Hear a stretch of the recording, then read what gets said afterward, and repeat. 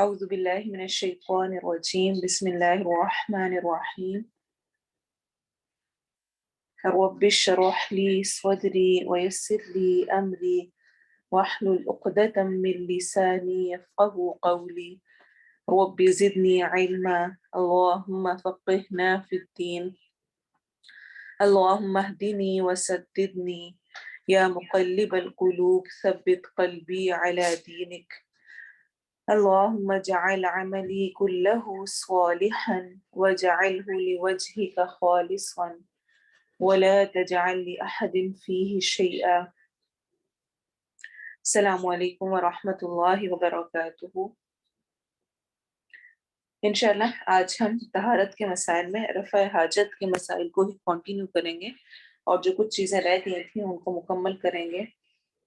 آپ سب کا ایکسپیرینس اور آپ اس پر کیسے عمل کر رہے ہیں، آپ کو کیا نیا سیکھنے کو مل رہا ہے اور آپ دوسروں تک کیسے پہنچا رہے ہیں، کیونکہ یاد رکھیں علم تب تک آپ کے پاس رہتا ہے جب تک آپ اس کو استعمال کرتے رہتے ہیں۔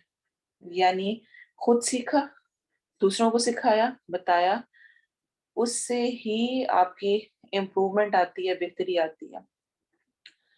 آپ نے سیکھا، ساتھ آپ نے اپنے بچے کو سکھا دیا، مثلا اگر ہو سکے تو ہسبینڈ سے ڈسکس کر لیا اور اپنی بہن کو بتا دیا۔ آئندہ زندگی میں جب آپ بھول کر کچھ اور کر رہے ہو تو وہ آپ کے لیے ریمائنڈرز ہوں گے۔ ایسے ہی دوست احباب ہے، اور ہر کوئی کسی نہ کسی دائرے میں اتنا فرینک ہوتا ہے کہ وہ دوسروں کے ساتھ ڈسکس کر سکے۔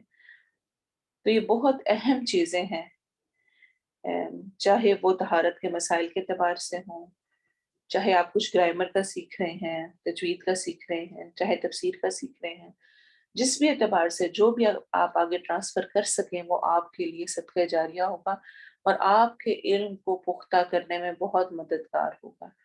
ان تنصروا اللہ ینصرکم، اگر تم اللہ کی مدد کرو گے اللہ تمہاری مدد کرے گا۔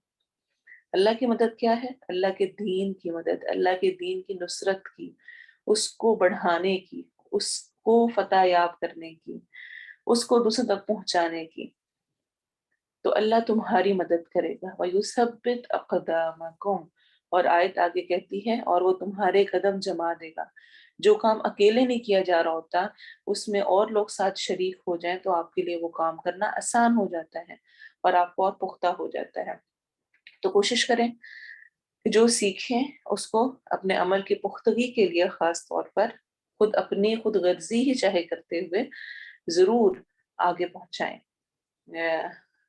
یہ آپ کے لیے انشاءاللہ اپنے لیے بھی فائدہ مند ہوگا اور دوسروں کے سیکھنے اور عمل کرنے کی وجہ سے آپ کے لیے صدقہ جاریہ بھی ہوگا۔ رفع حاجت کے لیے پردے کا اہتمام ضروری ہے۔ ہو سکتا ہے کہ یہ پوائنٹ کہنے میں کوئی لگ نہ رہا ہوگی، تو ظاہر سی بات ہے کہ پردے میں ہی ہونا چاہیے، لیکن ہم اکثر ان چیزوں کی احتیاط نہیں کرتے ہیں اور یہ بہت اہم چیزیں ہیں۔ آج کل ماڈرن دور میں جس طرح کے ہمارے پبلک ریسٹ رومز ہوتے ہیں، ان میں جو حالات ہوتے ہیں، صحیح پردے کا انتظام نہیں ہوتا، تو ان میں بھی خود خیال رکھتے ہوئے جس حد تک بچاؤ کیا جا سکے، کیونکہ یہ مہذب طریقہ ہے، دوسروں کو اذیت سے بچانا بھی ہے۔ آپ کسی کو اس طرح کی حالت میں دیکھیں تو آپ کو اذیت تکلیف ہوگی، تو ایسے ہی دوسروں کو بھی برا لگے گا۔ ترمذی، ابو داؤد اور دارمی کی روایت ہے، انس رضی اللہ عنہ فرماتے ہیں کہ نبی صلی اللہ علیہ وسلم رفع حاجت کے لیے بیٹھنے لگتے تو زمین کے قریب پہنچ کر کپڑا اٹھاتے تاکہ بے پردگی نہ ہو۔ اور حضرت جابر رضی اللہ عنہ فرماتے ہیں کہ نبی صلی اللہ علیہ وسلم جب رفع حاجت کا ارادہ فرماتے تو بستی سے اتنے دور نکل جاتے کہ کوئی بھی آپ صلی اللہ علیہ وسلم کو دیکھ نہیں پاتا تھا۔ اسے ابو داؤد نے روایت کیا ہے۔ اچھا، یہاں پر میں خاص طور پر ایک اس پوائنٹ پہ بھی دھیان دلانا چاہوں گی کہ بچوں کو خاص طور پہ چینج کرتے ہوئے، اور چاہے وہ آپ اس کے کپڑے چینج کرا رہے ہیں یا ویسے آپ ان کو واش کرنے یا واش روم لے کے جا رہے ہیں، اس میں بھی ایک پردے کا اہتمام ضرور ہونا چاہیے۔ بچپن سے ہی بچوں کو اس معاملے میں یہ چیز سکھانی چاہیے، یہ نہیں کہ ہر کسی کے سامنے ہر طرح سے وہ آزاد ہوں، اپنے کپڑے اتارنے بھی، چینج کرنے کا چاہے معاملہ ہے یا چاہے رفع حاجت کے لیے انہوں نے جانا ہے تو اس میں سب کے سامنے بٹھا دینا، سب کے سامنے چینج کرنا، سب کے سامنے چاہے وہ ڈائپر ہے اور چاہے ٹراؤزر ہے، ان چیزوں کا خیال کیا جانا چاہیے۔ یہی بچپن سے ہی عادات پختہ ہوتی ہیں، اور انسان کی شرم کتنی ہے، کتنا وہ ان معاملوں میں خیال کرنے والا ہے، وہ اس کی بچپن کی عادات پہ بہت ڈیپینڈ کرتا ہے۔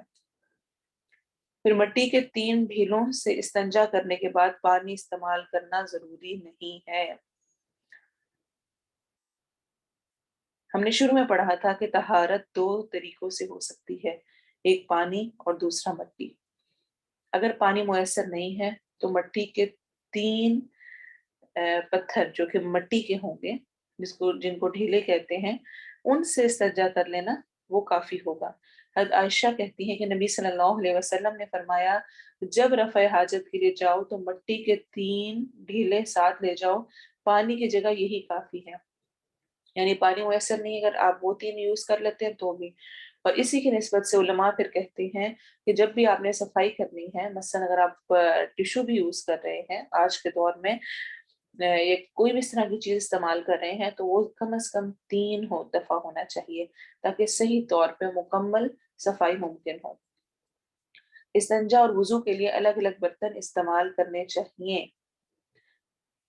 اور الحمدللہ ہماری تو اب جگہیں ہی مختلف ہوتی ہیں، لیکن اگر ایسی جگہ ہے جہاں پر اب جس طرح پانی بند ہو جاتا ہے گھر میں، انسان کو وضو بھی کرنا ہے اور رفع حاجت کے لیے بھی یوز کرنا ہے، تو جو پانی بھرا جاتا ہے بھر کے لایا جائے، اس کا خاص طور پہ خیال کیا جائے کہ وضو کے لیے الگ پانی برتن میں رکھ لیا جائے اور جو رفع حاجت کے لیے یوز کرنا ہے اس کو الگ رکھا جائے، کیونکہ اس طرح جو چھینٹے پڑنے ہیں یا ہاتھ ادھر سے ادھر شفٹ ہونے میں، اس میں کسی قسم کا کوئی ایسا خلل یا کوئی نجاست پانی میں نہ چلی جائے۔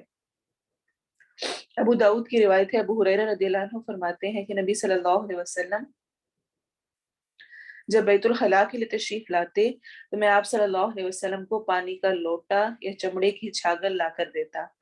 آپ صلی اللہ علیہ وسلم استنجا کرتے اور مٹی پر ہاتھ مل کر صاف کرتے، پھر میں آپ صلی اللہ علیہ وسلم کو دوسرے برتن میں پانی دیتا تو آپ صلی اللہ علیہ وسلم وضو فرماتے۔ اسے ابو داؤد نے روایت کیا ہے۔ اس سے یہ بھی پتہ چلتا ہے کہ اگر آپ کسی ایسی جگہ ہیں جہاں پر صابن میسر نہیں ہے تو مٹی سے ہی اپنے ہاتھ صاف کر لیں، تھوڑی سی مٹی لیں اور اس کو اپنے ہاتھوں میں ملیں اور اس سے دھو لیں، اس سے بھی ہاتھ صاف ہو جاتے ہیں۔ پھر ایک بہت اہم پوائنٹ جس پر لاسٹ کلاس سے کوشچنز آ رہے ہیں، ہم نے تھوڑی سی اس پر بات کی تھی لیکن اب ہم تھوڑی اور کریں گے تفصیلی۔ رفع حاجت کے دوران بات کرنا منع ہے، یہ ایک بہت امپورٹنٹ پوائنٹ ہے۔ عبداللہ بن عمر رضی اللہ عنہما سے روایت ہے کہ نبی صلی اللہ علیہ وسلم رفع حاجت کے لیے بیٹھے ہوئے تھے، ایک آدمی کا ادھر سے گزر ہوا تو اس نے آپ صلی اللہ علیہ وسلم کو سلام کیا، لیکن آپ نے اس کے سلام کا جواب نہیں دیا۔ اس سے مسلم نے روایت کیا ہے۔ کہاں سلام کا جواب نہ دینا ہے اتنا سا بھی، اور کہاں یہ کہ وہاں پر بیٹھے رہنا، فون استعمال کرنا، اخبار پڑھنا۔ آج کل کے ہمارے ماڈرن دور میں اس قسم کے ریسٹ رومز بنا دیے گئے ہیں کہ جس میں میگزینز وغیرہ بھی رکھے ہوئے ہوتے ہیں، اور گویا آپ نے جہاں کر وہاں پر انٹرٹینمنٹ کا والا معاملہ ہے۔ جیسا کہ ہم نے لاسٹ ٹائم بھی کہا تھا، اسلام ہمیں بہت کلیئر اور واضح طور پر احکامات دیتا ہے، وہ ہمیں سمجھاتا ہے، بتاتا ہے کہ ہم نے کس چیز کو کس حد تک کتنی امپورٹنس دینی ہے، کس کے لیے کتنا وقت ہوگا، اور نجاست اور گندگی سے وہ ہمیشہ ہی ہمیں دور رہنے کا حکم دیتا ہے۔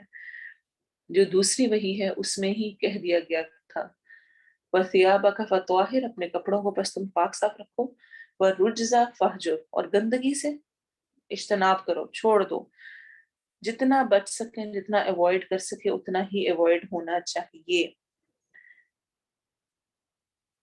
افسوس کے ساتھ اس وقت ریسرچز بتاتی ہیں پوری دنیا میں، اور خاص طور پہ حالات پیدا ہوتے جا رہے ہیں کہ ایوریج امریکنز ہر روز کم از کم 1 گھنٹہ ریسٹ روم میں فون یوز کرتے ہیں، ایوریج امریکنز. اور آپ دیکھیں اس کے علاوہ پھر باقی سب کا بھی کیا حال ہوگا، اور یہ ٹرینڈ کتنا بڑھتا جا رہا ہے. یعنی اگر 80 ایئرس کسی کی عمر ہے تو 3 ایئرس اس نے اپنے آپ کو اس چیز میں گزارا. اور اگر آپ سائنٹیفکلی دیکھیں یا ویسے آپ ریسرچز پڑھیں، دین اسلام نے تو ہمیں پہلے کہہ دیا کہ اپنے کام سے جاؤ اور کر کے فارغ فوراً باہر نکلا جائے. ہمیں دعا ہی ایسی سکھائی گئی ہے، اللہم انی اعوذ بک من الخبث والخبائث، کہ ہمیں یہ بات سمجھا دی گئی ہے کہ یہ جنات کی یہ گندگی والی جگہ ہے، چاہے ہم نے سامنے سے جتنی مرضی صاف کر کے رکھی ہوئی ہو، بہرحال وہ جگہ ایسی نہیں ہے جہاں پہ زیادہ دیر رکا جائے، زیادہ دیر ٹھہرا جائے، الا یہ کہ جس کام سے آپ گئے ہیں اس کو پورا کریں. اور کہاں یہ کہ فون یوز کرنا، اور فون یوز کرنے کا آپ دیکھیں عام زندگی میں جب آپ فون یوز کر رہے ہوتے ہیں تو کام ڈیلے ہوتے ہیں. کیوں ڈیلے ہوتے ہیں؟ کیونکہ آپ کو ارد گرد سے بے خبر کر دیتا ہے. آپ نے جیسے اسکرین کھولی، آپ کو نہیں پتا سامنے آپ نے اگر سالن بناتے ہوئے کھولی ہے تو ہو سکتا ہے سالن جل جائے، آپ کو پتہ ہی نہ چلے، آپ اس کو وہ دیکھنے مگن ہو. بچے کو کچھ ڈال کے دے رہے ہیں تو ہو سکتا ہے پلیٹ سے گرا دیں. کوئی اور کام کر رہے ہیں، کپڑے استری کر رہے ہیں تو شاید جلا بھی دیں، کیونکہ آپ کا دھیان ایک دم سے اتنا اس اسکرین پہ چلا جاتا ہے کہ آپ کو ارد گرد پہ کبھی کوئی آوازیں بھی دے رہا ہوتا ہے تو پتہ نہیں چلتا کہ اچھا مجھے بلا رہی تھی، مجھے پتہ نہیں چلا. اکثر ایسے ہوتا ہے. تو آپ اپنا کام صحیح طور پہ نہیں کر پاتے. بالکل اسی طرح فون کو ریسٹ روم میں یوز کرتے ہوئے جس کام سے آپ گئے ہوئے ہیں وہ آپ صحیح طرح نہیں کر پاتے. یہ ریسرچز کرتی ہیں آج، اور اس کی وجہ سے بہت ساری بیماریاں اور مسائل پیدا ہوتے ہیں جو کہ نہ صرف آپ کے ڈائجسٹو سسٹم سے ریلیٹڈ ہیں بلکہ آپ کے ایموشنل، آپ کے مینٹل، ہر طرح کی ہیلتھ سے ریلیٹڈ چیزیں ہیں. اور جو خاص طور پہ مسائل فزیکلی آپ دیکھ لیں، ہیمرائڈس کا، پائلس کا مسئلہ جو بواسیر کا ہوتا ہے وہ بڑھتا ہے اتنی دیر وہاں ایسے بیٹھنے سے. پھر آپ فارغ ہو گئے ہیں، کر لیا، لیکن آپ چونکہ اسکرین دیکھ رہے ہیں تو آپ کہتے ہیں اچھا یہ دیکھ کر، اچھا یہ دیکھ کر. اس سے کیا ہوتا ہے کہ یورین میں ایسے تیزابیت ہوتی ہے، تیزاب ایسا، اور وہ ایسا اس کے اندر ایسڈز ہوتے ہیں جو کہ اسکن سے لگے رہنے کی وجہ سے بہت زیادہ چانسز ہوتے ہیں یو ٹی آئی کے، یورینری ٹریک انفیکشن، یعنی یورین انفیکشنز کے زیادہ چانسز بڑھ جاتے ہیں. اور حیران کن بات یہ ہے کہ ریسرچز یہ کہتی ہیں کہ فون پر جو ٹوائلٹ سیٹ ہے اس کی نسبت 7 سے 10 ٹائمز زیادہ جرمز ہوتے ہیں فون کے اپنے اوپر، کیونکہ فون ہر جگہ ہمارے ہاتھ میں ہوتا ہے. ادھر کھایا، ادھر گئے، باہر اسٹور میں گئے ہیں، فلاں جگہ بیٹھے ہیں، یوز کیا ہے اور ہاتھ بار بار لگ رہے ہیں. اور انہی جرمز کے ساتھ فون ریسٹ روم کے سارے جرمز کو بھی لے لیتا ہے.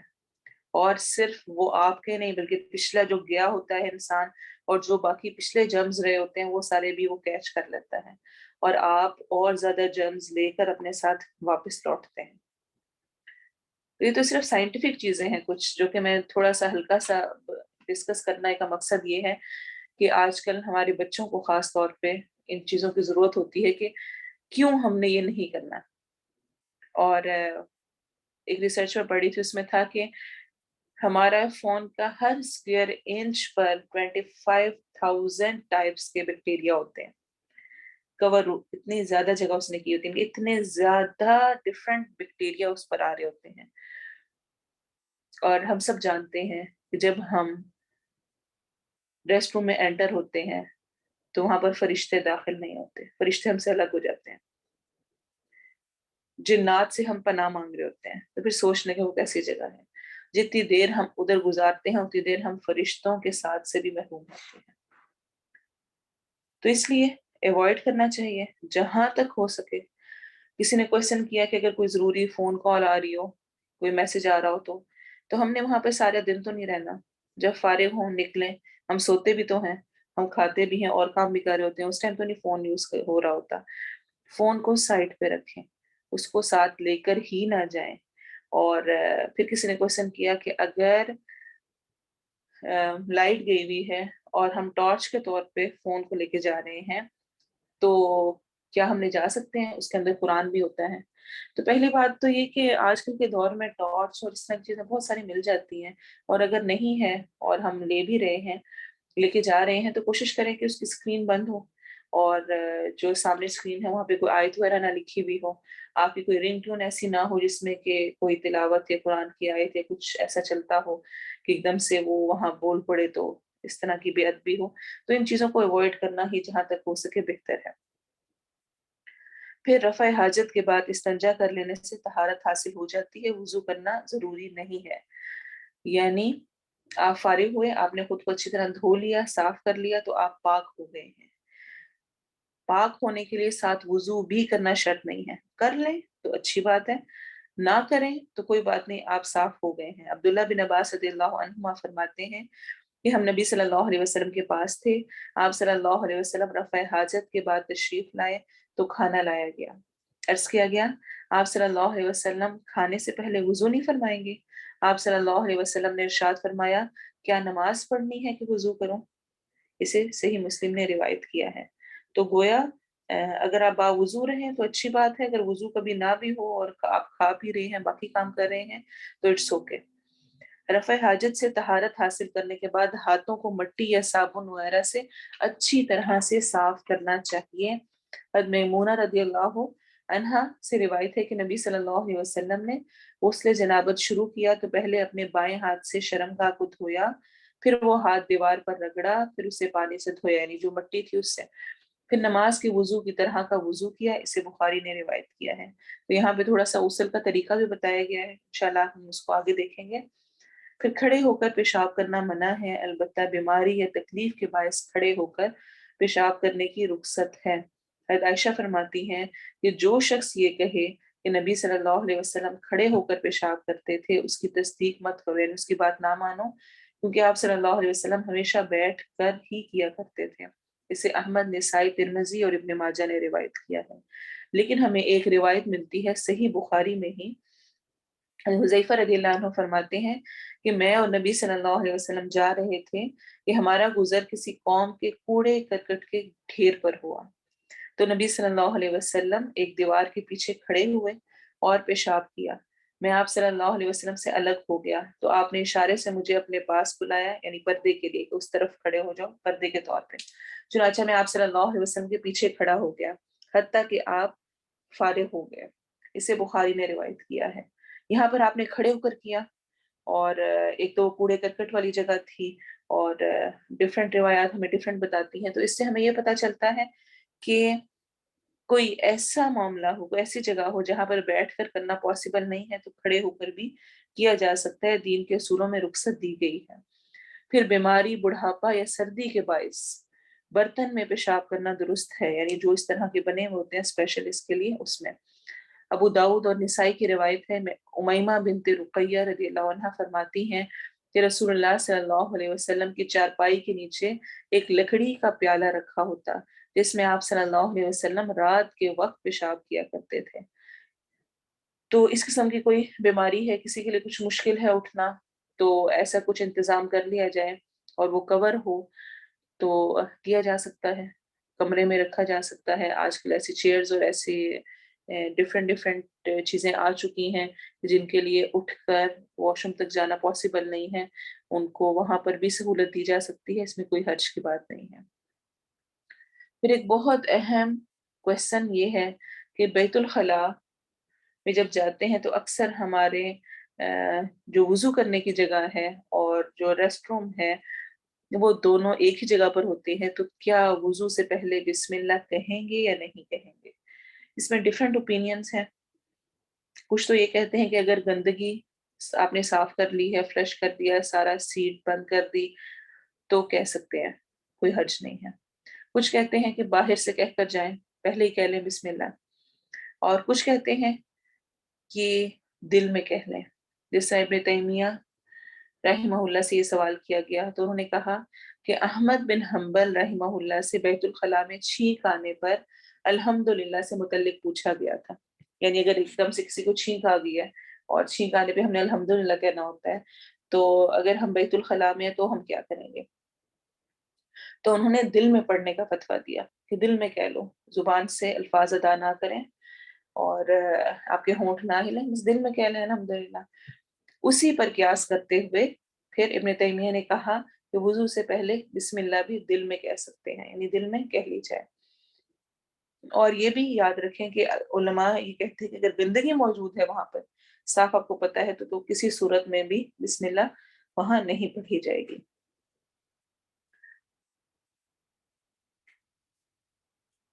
پھر اس کے بعد ایک کوشچن یہ پوچھا گیا کہ جس طرح آج کل ہمارے میٹریسز ہوتے ہیں، ان پر اگر بچہ پیشاب کر دے تو کیا کیا جائے؟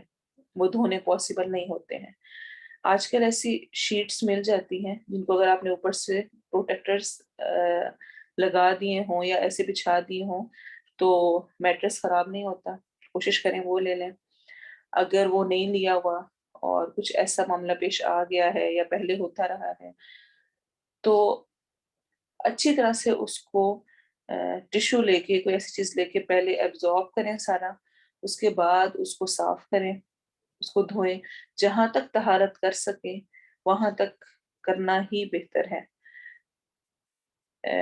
آج کل کے جو ہمیں اتنی ساری سہولیات مل رہی ہیں اس میں اگر ہم ان چیزوں کو ہلکا لیں اور ایسے ہی چھوڑتے جائیں تو وہ ہماری اپنی ہی غفلت ہوگی۔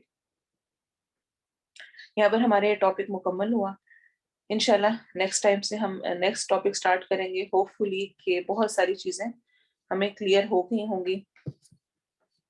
آخر میں جو ایک بات ہے وہ یہ کہ شاید میں نے پہلے بھی ڈسکس کی ہو، اس سارے میں ایک جو بہت سخت جس چیز کی وعید دی گئی ہے وہ ہے پیشاب کے چھینٹوں سے نہ بچنا۔ اور اس کے بارے میں آپ صلی اللہ علیہ وسلم نے قبر کی طرف اشارہ کر کے فرمایا تھا کہ ان کو عذاب ہو رہا ہے، اور وہ کیونکہ پیشاب کے چھینٹوں سے نہیں بچتا تھا۔ تو اس چیز کا خیال ہونا چاہیے، کپڑوں پر نہ آئے، اور جس طرح سے آپ یوز کریں اگر آ گئے ہیں تو پھر خود کو اچھی طرح دھونا، صاف کرنا وہ انتہائی ضروری ہے۔ تو اس معاملے میں بھی تھوڑی سی ہمیں احتیاط کرنی چاہیے۔ گرامر میں انشاءاللہ آج ہم نیکسٹ ٹاپک سٹارٹ کریں گے، اور مجھے امید ہے کہ آپ نے پچھلے اپنے ہوم ورک سے بہت اچھا سیکھا ہوگا، سمجھا ہوگا، اور اگلا والا انشاءاللہ لیسن آپ کے لیے ہیلپ فل ہوگا۔ اگلا والا لیسن بھی ہم نے کیا ہوا ہے، پہلے میں آپ کو بہت دفعہ کرا چکی ہوں، ہم ٹرانسلیشن میں بار بار ذکر کر رہے ہوتے ہیں، ابھی صرف تھیری کے طور پہ آپ کو تاکہ اور صحیح طرح سے کلیئر ہو جائے۔ واو الف، واو نون اور یا نون، یہ تینوں علامتیں ہمیشہ الفاظ کے آخر میں آتی ہیں جیسا کہ ہم جانتے ہیں، اور جمع مذکر کو ظاہر کرتی ہیں۔ جمع یعنی پلورل، مذکر یعنی کہ میل، مرد، اس کے لیے آتی ہیں، اور ترجمہ سب کیا جاتا ہے۔ اب تینوں علامتوں کو الگ الگ سے، واو الف یہ علامت عموماً فعل کے آخر میں آتی ہے، اور اگر اس کے بعد کوئی اور علامت آ جائے تو اس کا الف گر جاتا ہے، ڈراپ ہو جاتا ہے۔ ٹھیک ہے، تو واو الف ہمیشہ کس کے آخر میں اکثر و بیشتر آ رہا ہوتا ہے؟ فعل کے آخر میں، یعنی ورب کے آخر میں، جیسے قالو ان سب نے کہا یا انہوں نے کہا، عاملو ان سب نے عمل کیا یا انہوں نے عمل کیا، کفرو ان سب نے کفر کیا، فاعبدوہ پس تم اسی کی عبادت کرو۔ تو یہ جو کہا گیا تھا نا کہ اگر اس سے آگے ایک اور علامت آ جائے اور خاص طور پہ پروناؤن آ جائے، ضمائر میں سے کچھ آ جائے، تو ہم اس کے الف کو ڈراپ کر دیتے ہیں، اسی لیے فاعبدوہ، یہ اصل میں واو الف تھا لیکن ہو آگے لگنے کی وجہ سے الف اس کا ڈراپ ہو گیا ہے۔ ٹرانسلیشن سیم رہے گی، تم سب اسی کی عبادت کرو۔ اور آگے کچھ آیات سے ریفرنس دیا گیا ہے، ان الذین کفروا بآیاتنا سوف نصلیہم نارا، کفروا اس میں ہے، ایسے ہی فلما رأوا بأسنا قالوا آمنا، رأوا ان سب نے دیکھا، واو الف، اور اسی طرح قالوا انہوں نے کہا، پھر یا ایہا الناس اعبدوا ربکم، اعبدوا واو الف آخر میں آ رہا ہے، ان اللہ ربی و ربکم فاعبدوا، اس میں بھی فاعبدوا میں واو ہے اور الف ڈراپ ہوا ہے۔ واو نون یہ علامت کبھی اسم اور کبھی فعل کے آخر میں آتی ہے، اور اس کا نون ہمیشہ زبر والا ہوتا ہے، ٹھیک ہے، یہ بات یاد رکھنی ہے آپ نے۔ واو نون کبھی اسم اور کبھی فعل کے آخر میں آتا ہے، یعنی یہ ناؤن کے اینڈ میں بھی آ سکتا ہے جمع کو شو کرنے کے لیے، اور ورب کے اینڈ میں بھی آ سکتا ہے، اور اس کا نون ہمیشہ زبر والا ہوتا ہے، فتحہ ہوتی ہے اس پر۔ اسما کے ساتھ یعنی ناؤن کے ساتھ کیسے آئے گا؟ مسلمون اسلام لانے والے سب مرد، کافرون کفر کرنے والے سب مرد، آمرون حکم دینے والے سب مرد، ظالمون ظلم کرنے والے سب مرد، ولا تموتن الا وانتم مسلمون تمہیں ہرگز موت نہ آئے مگر اس حال میں کہ تم سب مسلمان ہو۔ اور اسی طرح ومن يتعد حدود اللہ فاولئک هم الظالمون، الظالمون ان کے سب ظالم ہیں۔ افعال ورب کے ساتھ کیسے آتا ہے؟ جیسے ينفقون وہ سب خرچ کرتے ہیں، یوقنون وہ سب یقین رکھتے ہیں، سورہ بقرہ کے شروع میں ہم نے یہ والے ورڈز پڑھے تھے۔ یؤمنون وہ سب ایمان لاتے ہیں، یتدبرون وہ سب غور و فکر کرتے ہیں، ومما رزقناہم ينفقون اور اس سے جو ہم نے ان کو رزق دیا وہ سب خرچ کرتے ہیں، وبالآخرۃ هم یوقنون افلا یتدبرون القرآن، یعنی آگے آیات کے ساتھ اس کو سمجھایا گیا ہے، تو فلی یہ بھی آپ کو کلیئر ہوگا۔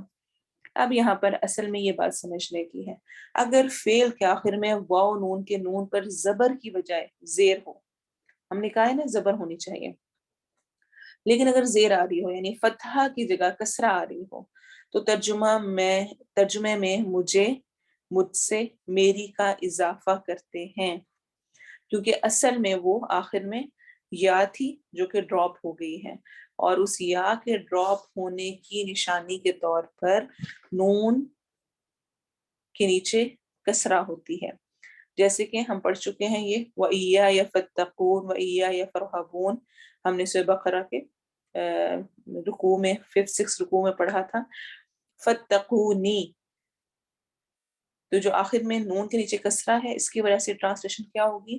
بس تم سب مجھ سے ڈرو، اطیعونی تم سب میری اطاعت کرو، اصل میں یہ چھوٹی اے کے ساتھ تھا لیکن وہ یا یہاں پہ ڈراپ ہو گئی ہے سٹاپ ہوتے ہوئے، اور یہ کسرہ شو کر رہی ہے کہ یہ ڈراپ ہوئی بھی ہے، اور اس کی وجہ سے اس کی ٹرانسلیشن موجود رہے گی۔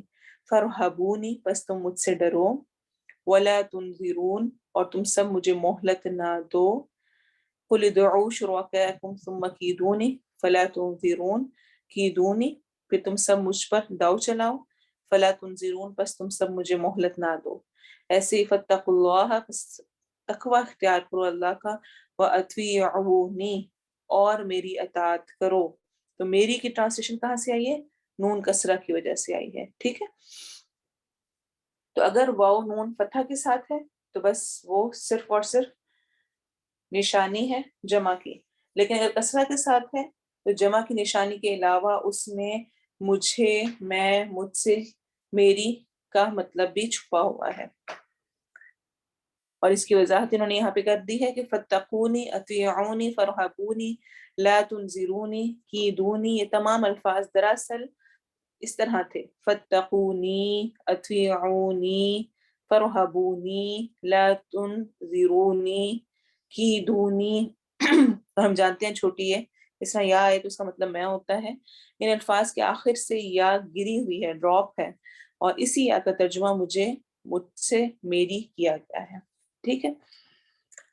اور آخر میں رہ گیا یا نون، یہ علامت اسم کے آخر میں آتی ہے، ٹھیک ہے، یا نون کی علامت اسم کے آخر میں آتی ہے، مثلاً مسلمین، کافرین، خالدین، الصابرین، اور آگے ان کی آیات دی گئی ہیں۔ اگر فعل کے شروع میں علامت تا اور آخر میں علامت یا نون بھی ہو تو اس صورت میں اس کا مفہوم جمع مذکر کی بجائے تو ایک مؤنث ہوتا ہے، ٹھیک ہے۔ ابھی ہم نے پڑھا کہ یا نون اگر آخر میں آئے تو وہ جمع کی نشانی ہے، لیکن ایک صورت میں یا نون آخر میں آنا جمع کی نشانی نہیں ہوتا، کب؟ جب اس کے شروع میں تا آ رہا ہے، اس ورڈ کے شروع میں، جیسے کہ تأمرین، تو اس کا مطلب کیا ہوتا ہے کہ ایک مؤنث کی بات ہو رہی ہے، حاضر مؤنث کی، تو حکم دیتی ہے، تأمرینا تو حکم دیتی ہے، تعجبینا تو تعجب کرتی ہے. تو اگر شروع میں تا آ گیا ہے اور اینڈ پر یا نون ہے تو اس کا مطلب ہے کہ یہ واحد مؤنث حاضر کی بات ہو رہی ہے.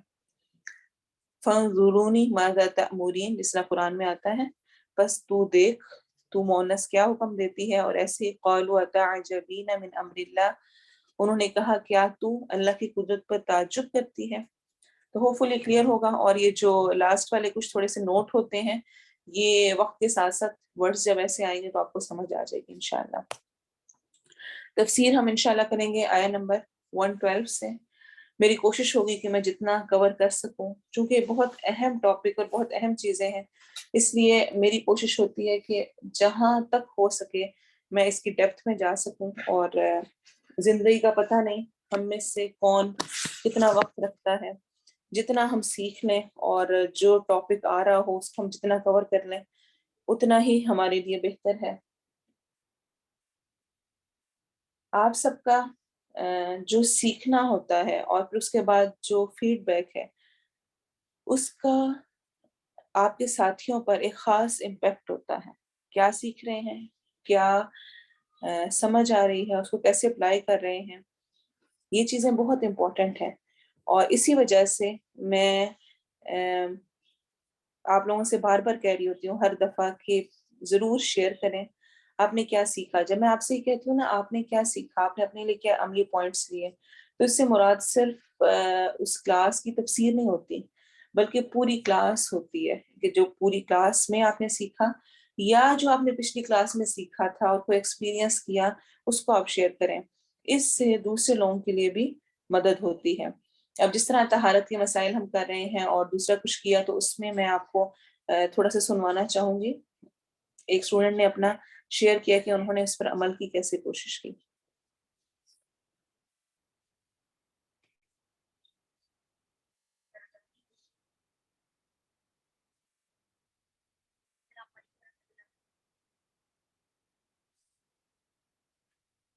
ایک منٹ، اگر میں اس کو سنوا سکوں آپ کو تو میری کوشش ہوگی کہ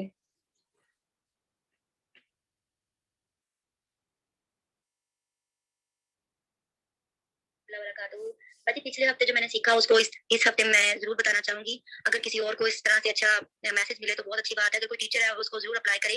میں نے بچوں کو طہارت کے مسائل کے بارے میں ان سے ساتھ ساتھ آگاہ کر، جس طریقے سے آپ سکھا رہی ہوں اسی طرح بچوں کو بھی سکھا رہی ہوں. اور ان کو واش روم میں جانے سے پہلے اور بعد کی دعائیں ترجمے کے ساتھ سکھائی ہیں. تو بچوں کو بڑی چیز اٹریکٹ کی جو ناپاک جنوں اور جنوں سے جو اس کا ترجمہ آتا ہے نا اس سے بڑے بچوں نے سیکھا اور گھروں سے بڑا اچھا رسپانس آیا.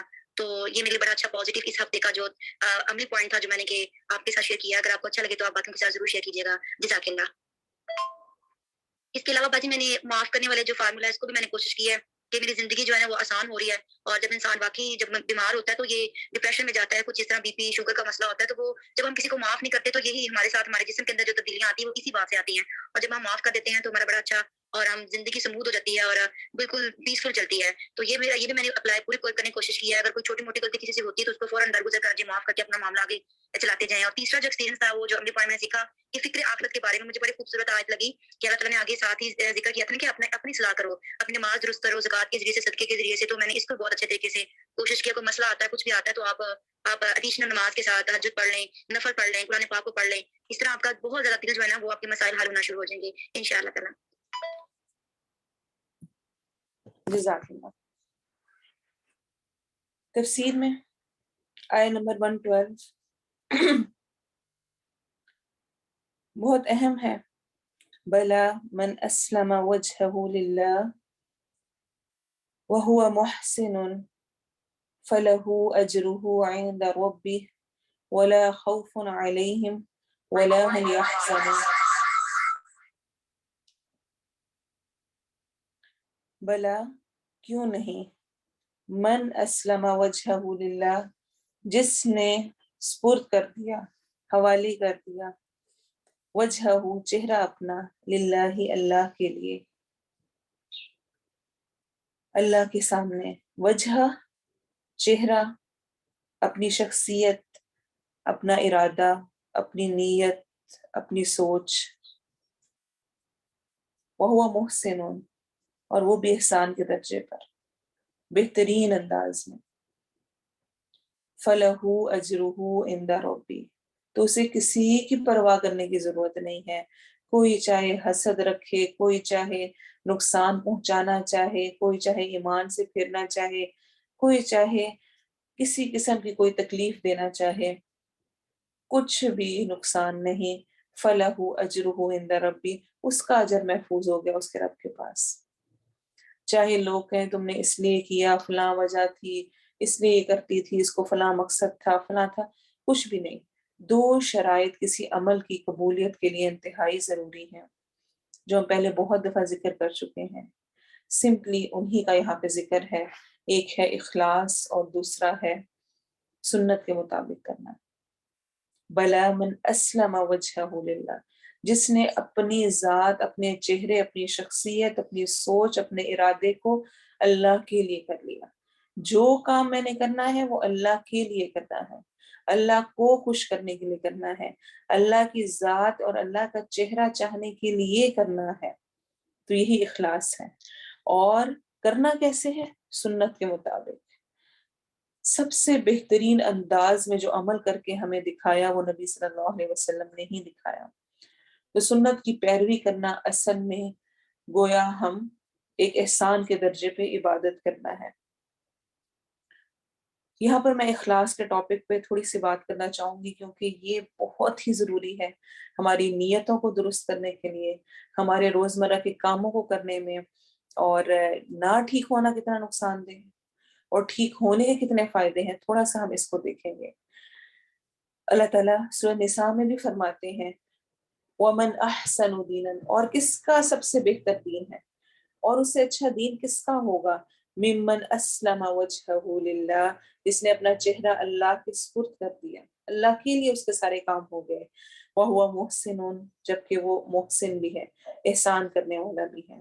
اور اللہ تعالیٰ نے نبی صلی اللہ علیہ وسلم سے بھی یہ فرمایا وَاصْبِرْ نَفْسَكَ مَعَ الَّذِينَ يَدْعُونَ رَبَّهُمْ بِالْغَدَاةِ وَالْعَشِيِّ يُرِيدُونَ وَجْهَهُ. سورہ کہف میں آتا ہے اور اپنے آپ کو ان لوگوں کے ساتھ روکے رکھ جو اپنے رب کو پہلے اور پچھلے پہر پکارتے ہیں، اس لیے اس کا چہرہ چاہنے کے لیے. یریدون وجہہ، اللہ تعالیٰ کی رضا، اللہ تعالیٰ کو خوش کرنے کے لیے.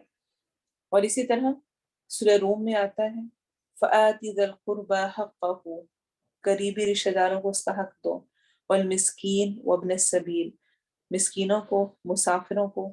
ذالک خیر للذین یریدون وجہ اللہ، یہ ان لوگوں کے لیے بہتر ہے جو اللہ کا چہرہ چاہتے ہیں. اولئک هم المفلحون، اور یہی فلاح پانے والے ہیں. اور اصل میں آپ دیکھیں کہ نیت کے بغیر، اللہ کی رضا کے بغیر، اللہ کو خوش کرنے کے علاوہ اور مقاصد، انسان کی نیت کی خرابی انسان کو بہت بڑے بڑے اجر سے محروم کر دیتی ہے. ہم وہ حدیث بہت اچھی طرح جانتے ہیں کہ سب سے پہلے جو 3 لوگ اللہ کے سامنے پیش کیے جائیں گے، نہایت سخی شخص جو بہت اللہ کی راہ میں مال دینے والا تھا، بہت قرات قرآن کرنے والا، اور جہاد کرنے والا. 3 بہت اعلیٰ عمل ہیں، لیکن ان کی نیتیں دنیا کی تھیں، دنیا کی واہ واہ تھی. تو اللہ ہم سے کہے گا جو مانگا تھا، جو چاہا تھا، وہ تمہیں دنیا میں مل گیا، آج کچھ بھی نہیں ہے تمہارے لیے. نیت میٹرز. کسی سے اچھے ہیں تو کیوں ہیں؟ کوئی فائدہ چاہنے کے لیے؟ سسرال میں رہتے ہوئے یا کبھی سسرال گئے ہیں تو اس میں کام کیوں کر رہے ہیں؟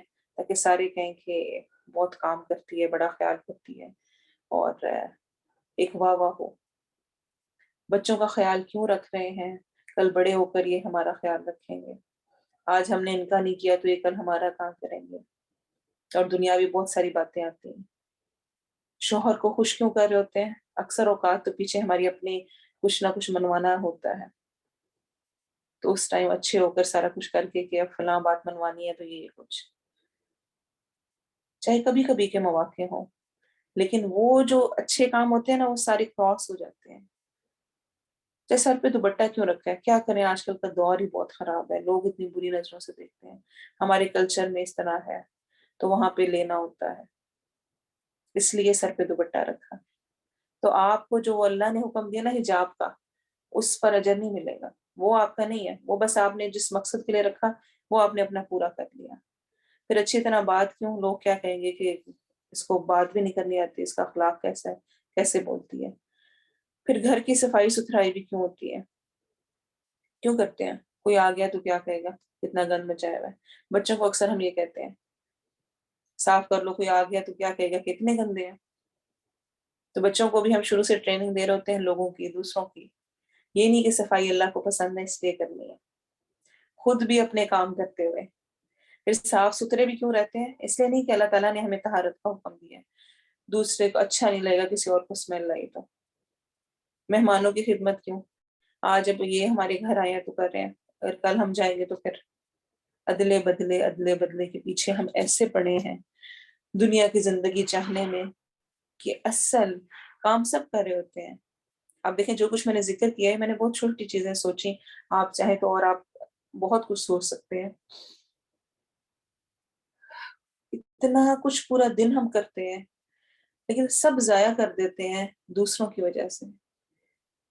دوسروں سے امیدیں لگا کے بیٹھ جاتے ہیں، میں اتنا کر رہی ہوں تو دوسرے کو بھی کرنا چاہیے. پھر جب دوسرا نہیں کرتا، ہمیں ویسا نہیں ملتا، تو پھر ہم افسوس کا اور ڈپریشن کا، ٹینشن کا شکار ہوتے ہیں. پھر ہم دوسروں پر باتیں کرتے ہیں اور پھر کیا کیا بیماریاں نہیں جنم لیتی. سورہ شورى میں آتا ہے مَا كَانَ يُرِيدُ حَرْثَ الْآخِرَةِ نَزِدْ لَهُ فِي حِرْثِهِ. جو کوئی آخرت کی کھیتی چاہتا ہے ہم اس کے لیے اس کی کھیتی میں اضافہ کریں گے. اور جو کوئی دنیا کی کھیتی چاہتا ہے وَمَا كَانَ يُرِيدُ حَرْثَ الدُّنْيَا نُؤْتِهِ مِنْهَا، اسے ہم اس میں سے کچھ دیں گے اور آخرت میں اس کے لیے کچھ حصہ نہیں. وَمَا لَهُ فِي الْآخِرَةِ مِن نَصِيب. دنیا چاہیے دنیا مل جائے گی لیکن آخرت میں کچھ نہیں ہوگا. لیکن جس نے آخرت چاہیے اس کو دنیا میں بھی ملے گا، اس کی کھیتی میں اضافہ ہوگا. اور اہل جنت کا یہ وصف بیان کیا گیا ہے انما نطعمکم لوجہ اللہ، کہ جب وہ کسی کو کھلاتے تھے تو ان کی نیت کیا تھی؟ لوجہ اللہ، صرف اللہ کے چہرے کی خاطر. اور کیا کہا کرتے تھے؟ لا نرید منکم جزاء ولا شکورا، ہم اللہ کے چہرے کی خاطر تمہیں کھلاتے ہیں، نہ تم سے کوئی بدلہ چاہتے ہیں اور نہ ہی کوئی شکریہ. یعنی یہ بھی نہیں چاہنا کہ کسی کے لیے آپ نے اچھا کیا تو وہ آ کر آپ کو تھینک یو کہے اور کہے تم نے بڑا احسان کیا، تم نے میری مدد کر دی.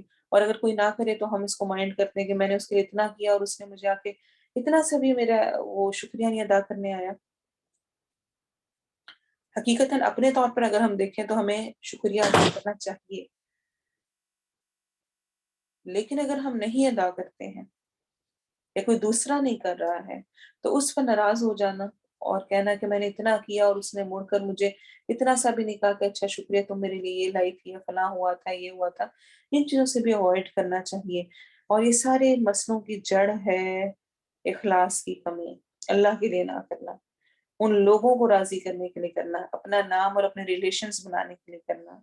اللہ تعالیٰ فرماتے ہیں تُرِيدُونَ عَرْضَ الدُّنْيَا وَاللَّهُ يُرِيدُ الْآخِرَةَ، تم دنیا کا سامان چاہتے ہو اور اللہ آخرت کو چاہتا ہے. آخرت ہے سب کچھ. آپ صلی اللہ علیہ وسلم نے فرمایا جو شخص اللہ کے راستے میں جہاد کی غرض سے نکلے اس حال میں کہ اس کی نیت مال غنیمت میں ادنا سے ادنا چیز کے حصول کی ہی کیوں نہ ہو، یعنی چاہے وہ رسی حاصل کرنا ہو، یعنی کوئی اس لیے جہاد کے لیے جا رہا ہے کہ وہاں جائیں گے تو ہم جیتیں گے اور دشمنوں سے ہمیں مال ملے گا، چاہے وہ کوئی چھوٹی سی چیز کی خواہش کرے چلو وہی لے آؤں گا اپنے گھر کے لیے، تو اس کے لیے وہی ہے جس کی اس نے نیت کی. اسے جہاد وغیرہ کا کوئی ثواب نہیں ملے گا، اس کو بس وہی چیز ملے گی جس کے لیے وہ گیا ہے. اور کل قیامت کے دن لوگ نیتوں کے مطابق ہی اٹھائے جائیں گے. سوچ لیں کہ ہم کیسی نیت کے ساتھ ہیں ہر کام کو کرتے ہوئے. اور ایک حدیث بہت زیادہ ہلا دینے والی ہے. آپ صلی اللہ علیہ وسلم نے فرمایا جس شخص کا ہدف، ٹارگٹ حصول آخرت ہے، یعنی آخرت حاصل کرنا ہے اپنے اعمال کے ذریعے، اللہ تعالیٰ اس دل کو غنا یا لذت آشنائی سے بھر دیتا ہے، یعنی اس کے دل کو سکون دے دیتا ہے، قناعت دے دیتا ہے. دنیا میں جو کچھ اس کے پاس ہے وہ سیٹسفائی ہو جاتا ہے، غنی ہو جاتا ہے. اور اس کا شرازہ جمع کر کے یکسوئی عطا فرما دیتا ہے. جو ادھر ادھر بہت سارا کچھ ہے نا، وہ سب میں وہ اکٹھا کر کے اس کو فوکسڈ کر دیتا ہے. وہ ہر وقت اس ٹینشن میں نہیں ہے فلاں جگہ یہ فلاں وہ جو ڈپریشن کنفیوژن والی حالت ہے اس سے نکال دیتا ہے. اور اس کے پاس دنیا ناک رگڑتی ہوئی یعنی ذلیل آتی ہے. دنیا خود اس کے پاس چل کے آ جاتی ہے. کس کے پاس؟ جس کا ٹارگٹ آخرت ہوتی ہے، اس کے اعمال آخرت کے لیے ہوتے ہیں. اس کے برعکس، اور جس شخص کا ہدف صرف دنیا ہی دنیا ہو، ہر کام وہ کرے کہ فلاں سے فائدہ مل جائے، اس سے اچھا کروں گی تو یہ ہوگا، اس کے ساتھ کروں گی تو یہ ہوگا، اور بس اس کا ہدف دنیا دنیا دنیا ہے، تو اللہ تعالیٰ اس کے اوپر فقر و فاقہ، تنگ دستی اور محتاجی مسلط کر دیتا ہے. اپوزٹ ہو جاتا ہے. جو دنیا چاہ رہا ہے، جو اس کے لیے اس کے خواب ہے، راتوں کی نیندیں اڑی ہوئی ہیں، دن بھر وہ انہی میں ہے کیسی میچنگز ہو اور کیا ہو اور فلاں چیز مل جائے، فلاں ہو جائے تو یہ ہو جائے گا. کچھ نہیں ملتا اس کو، جتنا دنیا میں قسمت میں اتنا ہی آنا ہے. اور اس کا شیرازہ منتشر کر دیتا ہے، اور اس کو دنیا اتنی ہی ملتی ہے جتنی اس کے لیے مقدر کر دی گئی ہے. یہ ترمذی اور ابن ماجہ کی حدیث ہے، صحیح ہے، اور بہت زیادہ ہمارے سیکھنے کے لیے اس میں سامان ہے. اور اسی کے ساتھ ایک اور حدیث کا ذکر کروں گی. آپ صلی اللہ علیہ وسلم نے فرمایا، حدیث قدسی ہے، اللہ تعالیٰ فرماتے ہیں، اے ابن آدم تو میری عبادت کے لیے فارغ ہو جا، تو میری عبادت کے لیے فارغ ہو جا، تیرا سینہ غنا سے بھر دوں گا. جو سکون، اطمینان، قناعت، شکر گزاری جو ہے اس پر الحمدللہ کہنا، انسان کو یہ نصیب ہو جائے گا. ایسا نہیں ہوگا پھر کہ ایک چیز ملی تو اب اگلی پر جان اٹکی ہوئی ہے اور اب اگلے کے خواب ہیں اور بس انہی پریشانیوں اور ٹینشنز میں کب کیا ہو جائے اور کیا مل جائے ان چیزوں سے. میں اس میں سوچ رہی تھی کہ اللہ تعالیٰ نے خاص طور پہ ہماری حالات کو جانتا ہے نا، تو اس نے ہمیں یہ حکم دے دیا کہ تو میری عبادت کے لیے فارغ ہو جا.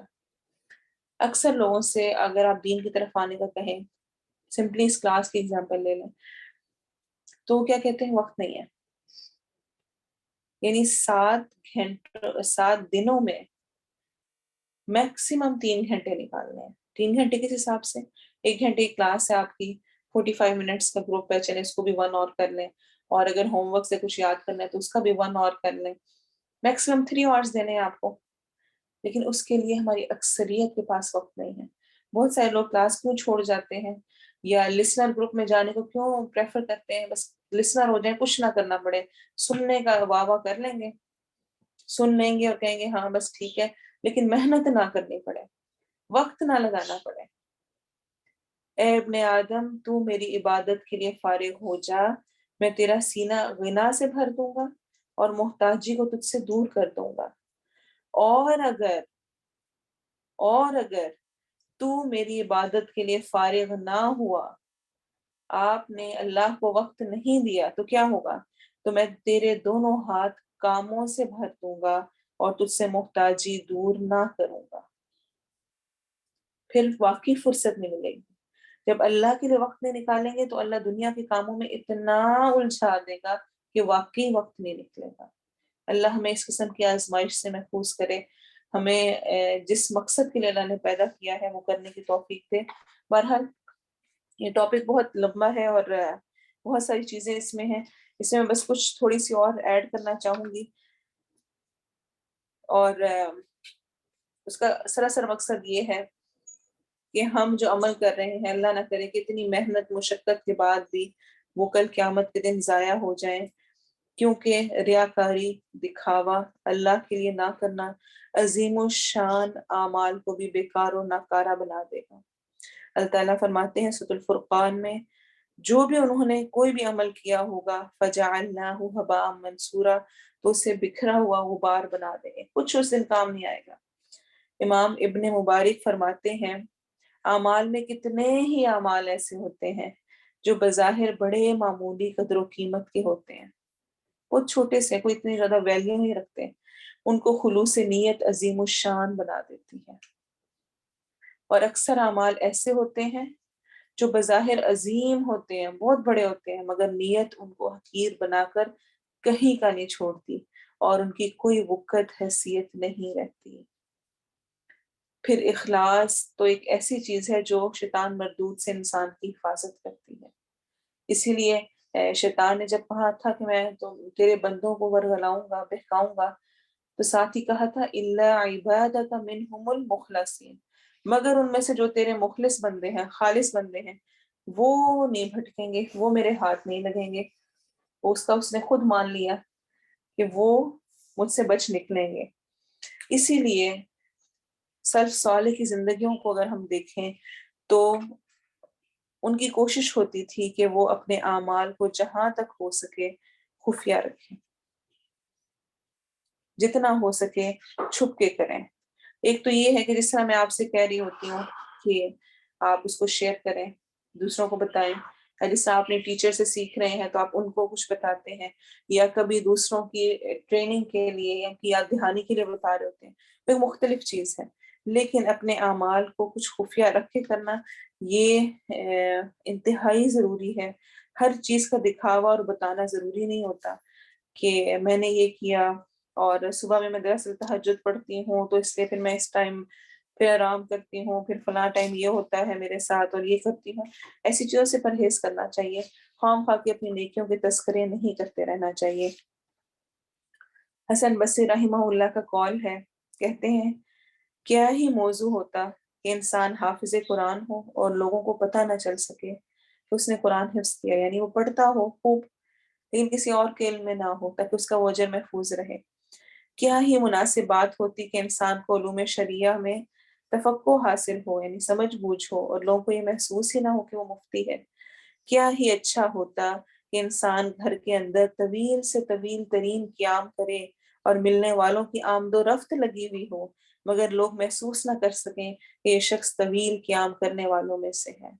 یعنی دنیا بھی وہ چلا رہا ہے اور آخرت کے بھی اپنے عبادات کر رہا ہے اور کسی کو کچھ نہیں پتا۔ میں نے اس دنیا رنگ و بو میں بہت سے لوگ ایسے بھی دیکھے ہیں، یہ حسن بصری کہہ رہے ہیں، جو کوئی بھی کام پردہ خفا میں یعنی چھپا کر میں رہ کر کرنے پر قادر ہوتے تو وہ اس سے چھپا کر ہی کرتے، اعلانیہ طور پر انجام دینے سے گریز کرتے۔ اسی لیے حماد بن زید فرماتے ہیں، جناب ابو ایوب ایک اور کے بارے میں، جب حدیث بیان کرنے کے لیے بیٹھتے تھے تو مجلس میں دوران درس ان پر رکت طاری ہو جاتی، جس کی وجہ سے آنسو ڈبڈبا آتے تھے، تو وہ آنسو چھپانے کی غرض سے کھنکھانے لگتے اور کہنے لگتے کہ شاید زکام سا ہو رہا ہے۔ اوائڈ کرتے کسی کو پتہ چلے کہ میری رونے والی میری یہ کیفیت ہو رہی ہے۔ اور امام حسن بصری فرماتے ہیں، درس و تدریس یا ذکر و اذکار کی مجلس میں اگر کسی شخص پر رکت طاری ہو جاتی اور آنسو ڈبڈبا آتے تو وہ اس کیفیت کو چھپانے کے لیے آنسوؤں کو خشک کر ڈالتا۔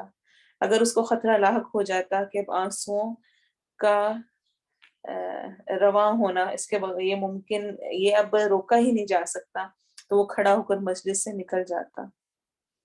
اور امام محمد بن واسع تابعی فرماتے ہیں، اسلاف میں سے بعض لوگ ایسے بھی گزرے ہیں کہ خلوت میں یعنی اکیلے میں رو رو کر 20 سال تک کاٹ ڈالے۔ دن اور رات ساتھ میں رہنے والی شریک حیات یعنی بیوی کو بھی پتہ نہیں چل سکا کہ ان کا شوہر آہوزاری قاضی ہے، یعنی رات کے وقت وہ قیام کرنے والا اور اللہ سے رو رو کے دعائیں کرنے والا ہے۔ تو خلاصہ کلام یہ ہے کہ اخلاص کا ہونا، اللہ کے لیے اپنے وجہ کو، اپنی شخصیت، اپنی نیت، اپنے ارادے کو خالص کر لینا اور اس کو پھر سنت کے مطابق کرنا، یہی ہمارے اعمال کو قبولیت کے درجے تک پہنچا سکتا ہے۔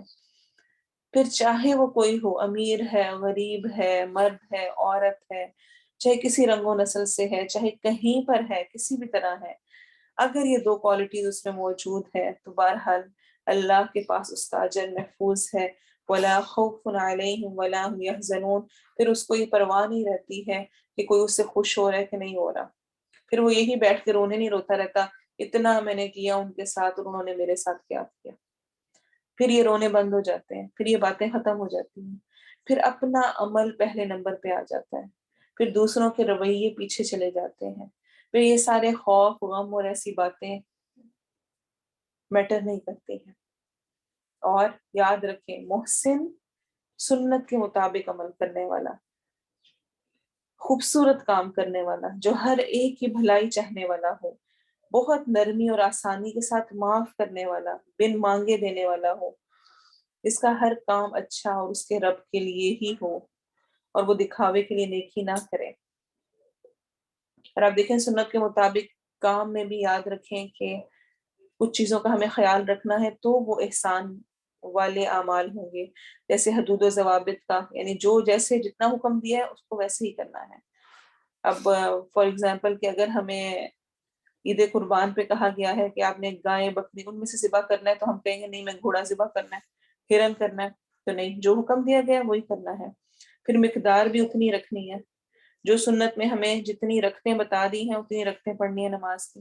میں کہوں نہیں نبی صلی اللہ علیہ وسلم تو نبی تھے، میں 4 کی بجائے 5 ظہر کی پڑھ لیتی ہوں، عصر کی میں 6 پڑھ لیتی ہوں، تو نہیں میں ایسا نہیں کر سکتی، عمل کی خوبصورتی ختم ہو جائے گی۔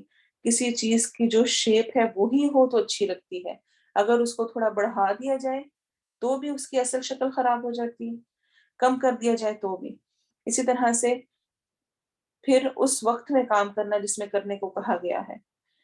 وقوف عرفہ عرفہ کے دن ہی ہوتا ہے، 9 ذی الحج کو ہی ہونا ہے، تو باقی سال میں جا کے چاہے پورا دن وہاں پہ عرفہ میں کھڑا رہے اس کے لیے وہ اجر نہیں ہے۔ جو نماز کا وقت ہے اسی وقت پڑھی جائے گی۔ ایسی ہی کیفیت اور طریقہ، کیا کیفیت ہے، کس طرح سے کیا جا رہا ہے، جیسے نبی صلی اللہ علیہ وسلم نے کیا، جو کیفیات تھی ویسے ہی کرنا، اصل میں احسان کے درجے پر عمل کرنا ہے۔ تو یہ آیت ہمیں یہ بات سکھا رہی ہے کہ دین اسلام ہی اصل دین ہے۔ امتیں نام ڈفرینٹ بدلتے رہتے ہیں لیکن بیس ایک ہی رہتی ہے، اور صرف کسی امت یا گروہ سے ہونا کافی نہیں ہے۔ جس طرح سے پچھلی آیت میں یہود و نصارہ کا بتایا گیا کہ وہ کہتے ہیں جنت میں ہم ہی جائیں گے،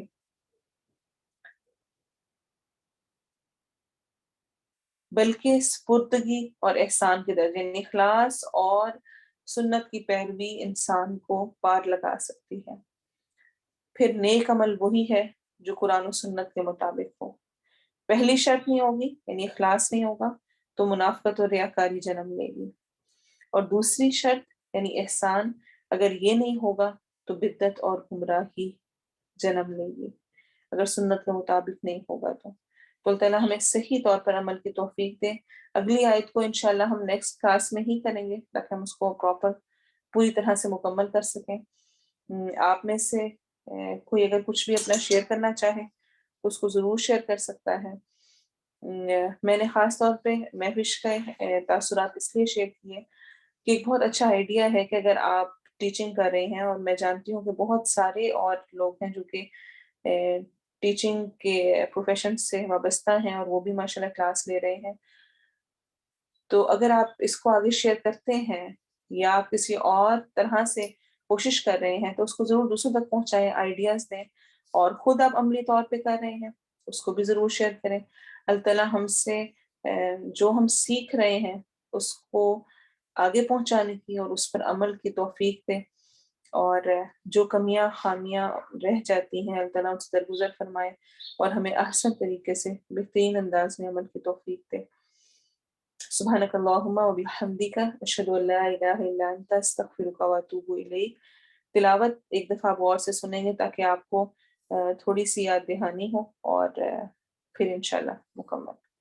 بلى من أسلم وجهه لله وهو محسن فله أجره عند ربه ولا خوف عليهم ولا هم يحزنون وقالت اليهود ليست النصارى على شيء وقالت النصارى ليست اليهود على شيء وهم يتلون الكتاب كذلك قال الذين لا يعلمون مثل قولهم فالله يحكم بينهم يوم القيامة فيما كانوا فيه يختلفون ومن أظلم ممن منع مساجد الله أن يذكر فيها اسمه وسعى في خرابها أولئك ما كان لهم أن يدخلوها إلا خائفين لهم في الدنيا خزي ولهم في الآخرة عذاب عظيم ولله المشرق والمغرب فأينما تولوا فثم وجه الله إن الله واسع عليم وقالوا اتخذ الله ولدا سبحانه بل له ما في السماوات والأرض كل له قانتون. انشاءاللہ اللہ تعالیٰ کے حکم سے نیکسٹ کلاس میں ہم اگلی تمام آیات کی تفسیر مکمل کریں گے. والعصر ان الانسان لفی خسر الا الذین آمنوا وعملوا الصالحات وتواصوا بالحق وتواصوا بالصبر. السلام علیکم ورحمۃ اللہ وبرکاتہ.